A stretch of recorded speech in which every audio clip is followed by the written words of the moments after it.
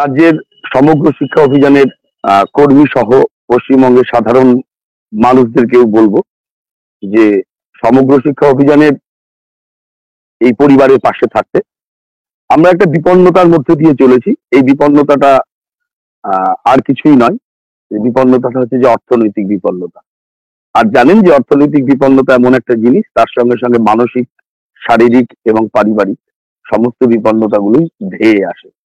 সুতরাং সমগ্র শিক্ষা অভিযান পরিবারের সমস্ত সদস্যরাই, বিশেষ করে পার্শ্ব শিক্ষকরা, একটা ভয়াবহ জীবনের মধ্যে দিয়ে যাচ্ছে, একটা দুর্বিষহ জীবনের মধ্যে দিয়ে যাচ্ছে। এই জীবন থেকে মুক্তি পাওয়ার জন্য আমরা প্রথমে হচ্ছে যে বেতন বৃদ্ধির জন্য একটা লড়াই শুরু করি। এই বেতন বৃদ্ধির লড়াই করতে গিয়ে যেটা মনে হয়েছিল আমাদের, দুটো তিনটে বিষয় আজকে আমি ক্লিয়ার কাটই বলবো। সেটা হচ্ছে যে প্রথম যেটা, সেটা হচ্ছে যে পার্শ্ব শিক্ষকদের মধ্যে যে কোনো কারণেই হোক, দলগত বিভাজন হোক, কেন সেই দলগত বিভাজন আমরা জানি না, বা বয়সের কারণেই হোক বা অন্য কোনো কারণের জন্যই হোক না কেন, আমরা কিছুতেই একত্রিত হতে পারছি না। মানে আমরা প্রায় 42,000 পার্শ্ব শিক্ষক শিক্ষিকা রয়েছি। একটা রাজ্য রাজনীতির ক্ষেত্রে 42,000 যদি রাস্তায় নামে, তাদের দাবি, তার অধিকার, তার যন্ত্রণার কথা যত সহজে বলা যায়, সেটা আমরা কিছুতেই বলে উঠতে পারছি না। এখানে নানা রকম জটিলতা, নানা রকম বিষয় কাজ করছে। যখনই কোনো আন্দোলনের ডাক দেওয়া হয়, তখনই সেই আন্দোলনের ক্ষেত্রে দেখা যায় যে 4-5 হাজার লোক স্বতঃস্ফূর্ত ভাবে আসছে। হ্যাঁ, 2019-2021 সালে বেশ কিছু মানুষ এসেছিলেন, কিন্তু সেটা 42,000 নয়, অনেকটাই বেশি, কিন্তু 42,000 নয়, আসেনি। কেন আসছে না? তার কি একটা কারণ, যেটা সেটা হচ্ছে যে মনে হয় আমরা নিজেরাই স্যাটিসফ্যাকশনের মধ্যে রয়েছি, যা আছে ঠিক আছে।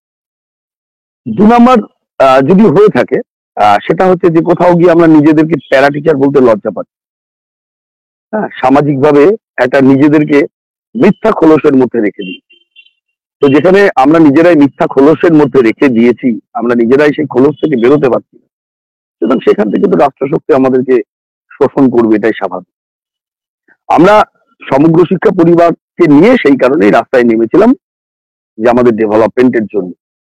এবং আপনারা জানেন যে ডেভেলপমেন্ট, আমরা সত্যি সত্যি অনেকে আমাদেরকে বিভিন্ন লাইভে বলেছে যে এদের কি ক্ষমতা আছে, নবান্ন পর্যন্ত যেতে পারে না। অনেকে বলেছেন যে সত্যি নবান্নে যাওয়ার কোনো প্রয়োজন আছে বলে তো কোনোদিন মনে হয়নি আমার। কেন যেতে যাবো? আমি তো পার্শ্ব শিক্ষক, আমি তো রাজনীতি করছি না, আর আমার ডিপার্টমেন্ট তো নবান্ন নয়, আমি কেন নবান্নে যেতে যাব? তো আমার ডিপার্টমেন্ট এসপিডির দপ্তর, বিকাশ ভবন। তো আমরা সেই বিকাশ ভবনে দৌড়লাম। আমাদের ডিপার্টমেন্টাল হেড, আমাদের মনে হলো যে ডিপার্টমেন্টাল হেডকে আমরা সেভাবে কখনো তো বলিনি। আমরা সরকারের কাছে বলেছি, মন্ত্রীদের কাছে বলেছি, এবার ডিপার্টমেন্টাল হেডদের কাছে আমরা বলতে শুরু করি। তারপর আমরা সবাই মিলে রাস্তায় নামলাম। ডিপার্টমেন্টাল হেড এসপিডি তিনি নিজে একটা ফাইলের নাম্বার বললেন। আমাদের পুরোনো লাইভ গুলো শুনলে পরে সেখানে ফাইল নাম্বারটা জেনে যাবে। সুতরাং সেই জায়গা বা সেই ক্ষেত্র থেকে একটা ডিপার্টমেন্টের হেডে বসে আছেন, তিনি তো মিথ্যাচার করতে পারেন না আপনারা। কারণ তিনি এতদিন বলেছিলেন যে আমরা পারছি না, সরকারের অর্থ নেই, এটা ওটা সেটা বিভিন্ন রকম কারণ বলেছেন, দেখিয়েছেন, দেখে আমাদের ডেভেলপমেন্ট করেন। এখনো তিনি সেটাই বলতে পারতেন। সেটা তিনি বললেন। তিনি বললেন যে একটা ফাইল হয়েছে, ফাইলের নাম্বার দিলেন।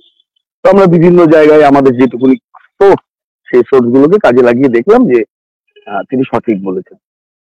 এইবার 1 মাস, 2 মাস, 3 মাস বিভিন্ন ভাবে যেতে শুরু করলো, কিন্তু ফাইলটা এখনো পর্যন্ত কার্যকরী হলো।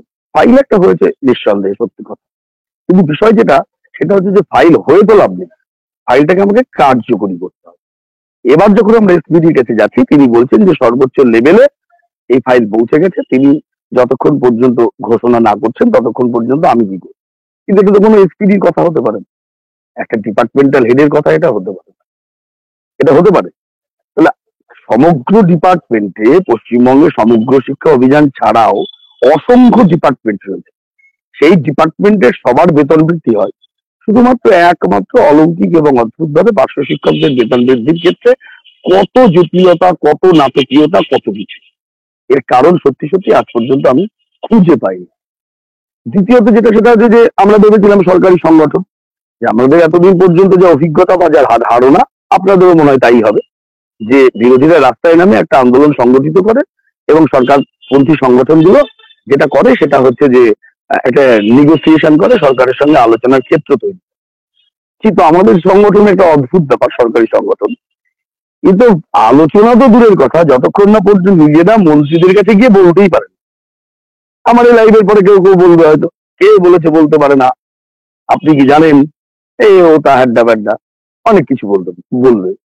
তো কতটুকু কি বলতে পারে, কতটুকু কি করেছে তারা নিজেরাই জানে। বরং উল্টো একটা ফাইল যদি তৈরি হয়ে থাকে তাহলে পরে কি হবে, সেই ফাইলটা দ্রুত কার্যকরী করার জন্য চেষ্টা করা হবে। কিন্তু এখানে সরকারি সংগঠনের সেই উদ্যোগটুকুও আমরা দেখতে পাচ্ছি না। এসপিডির এরকম একটা কথাবার্তা। আরো কিছু কিছু সংগঠন রয়েছে যারা মানে কি আর বলবো, যে এখন যাই হোক আর এই সমস্ত বিতর্কে গিয়ে লাভ নেই, অন্য কিছু শামীমদা নিশ্চয়ই অনেক কিছু গুছিয়ে বলবেন। তো এইরকম একটা ক্ষেত্র বা জায়গা থেকে যে জায়গাটা তৈরি হয়েছে সেটা হচ্ছে যে আমাদেরকে আবার পথে নামতে হচ্ছে, কারণ এই ফাইলটাকে কার্যকরী করতে গেলে পরে আমাদেরকে অবশ্যই পথে নামতে হবে। কারণ পথে না নামলে পরে মনে হচ্ছে না যে এই ফাইল কার্যকরী হবে। সেই কারণে আমরা 20 তারিখে, এ মাসের 20 তারিখে হচ্ছে যে কলকাতার রাজপথে একটা আন্দোলন সংগঠিত করছি, যে আপনারা একেবারে ঘরে বসে না থেকে নিজেদের স্বার্থে এবার অন্তত বেরিয়ে আসুন। এবার আন্দোলনটাই যোগদান করুন, আন্দোলনের জন্য লড়াই করুন, আন্দোলনের আমাদের দাবি দাওয়াকে যাতে আমরা ছিনিয়ে নিয়ে আসতে পারি সেটা এসপিডির দপ্তরে চোখে চোখ রেখে আন্দোলন করে এটা আমাদেরকে বের করে নিয়ে আসতে হবে। কিন্তু এখানেও যদি দেখা যায় যে বিগত বছরের মতো ওই 4-5 হাজার লোক রয়েছে, তাহলে কিন্তু যেটা হবে সেটা আলটিমেট ডেভেলপমেন্ট কিছু হবে না। সকলের বয়স হচ্ছে, এখনো পর্যন্ত যেটুকুনি সময় রয়েছে সেই সময়ের উপরে ভর করে আমরা তাও এখন আন্দোলন করতে পারবো। এরপরে কিন্তু আর কেউ কিছু পারবেন না। রোগ ভোগ মানসিকতায় দুশ্চিন্তায় সবাইকে চেপে ধরে আর কারোর পক্ষে কিছু করা সম্ভব নয়। এর মাঝখানে বেশ সুন্দরভাবে যে এই পোর্টাল গুলো, নিউজ পোর্টাল গুলো তারা মার্কেটে মানে একটা রটাতে শুরু করে দিল। 39,000 35,000 আড্ডা ব্যাড্ডা, সেগুলো দেখেও কিছু পার্শ্ব শিক্ষক শিক্ষিকারা হচ্ছে যে চূড়ান্তভাবে আশা স্বপ্ন বলতে শুরু করলেন, আশা দেখতে স্বপ্ন দেখতে শুরু করলেন আমাদের অনেক কিছু হয়ে যাচ্ছে, অনেক হয়ে যাচ্ছে। তো সেগুলোকে বাদ দিন, ইউটিউব গুলোকে বাদ দিন, বাস্তবের মাটিতে দাঁড়িয়ে দেখুন যে আপনার অ্যাকাউন্টে কত টাকা ঢুকছে। আর যে এসপিডি আমাদেরকে বলেছিল, আমরাই তো বলেছিলাম, এই বঞ্চিত মঞ্চই তো বলেছিল প্রথম একটা ফাইল হয়েছে এবং ফাইলের নাম্বার হয়েছে, আমরাই বলেছিলাম আমাদের এখনো আশা রয়েছে, আমরাই বলেছিলাম যে এখনো পর্যন্ত আন্দোলনের প্রয়োজন আমরা দেখছি না, সেই কারণেই আমরা এতদিন চুপচাপ ছিলাম। কিন্তু আজকে যখন এসপিডির এই ধরনের মন্তব্য, কিন্তু মাথায় রাখতে হবে তিনি কিন্তু আমাদের বলেছিলেন যে ফাইল যেভাবেই হোক না কেন আপনাদের ডেভেলপমেন্ট করিয়ে নিয়ে আমি আসবো। কিন্তু আজকে যখন তিনি এই ফাইলের বিষয়ে যে অন্যদিকে খেলে দিচ্ছেন, তিনি বলছেন যতক্ষণ না পর্যন্ত কেউ একজনা ঘোষণা করবেন ততক্ষণ পর্যন্ত আমি কি করতে পারি। তো এইরকম তো তার কথা ছিল না, তিনি তার কথা থেকে সরে আসছেন। এই সরে আসা মানেই আমাদের জীবনের কিন্তু অন্ধকার আরো নেমে আসবে। তাই সকলকে হাতে হাত রেখে একত্রিত হয়ে সমস্ত কিছু ভুলে গিয়ে 20 তারিখে পথে নেমে আসতে হবে। মাথায় রাখতে হবে 20 তারিখের আন্দোলনের সূত্রপাত ওই বাড়ি চলে যাব এরকম ভাবনা নিয়ে চিন্তা নিয়ে নয়, একেবারে রাস্তায় নেমে নিজের স্বপ্নটাকে চিনিয়ে নিয়ে তারপর যেতে হবে।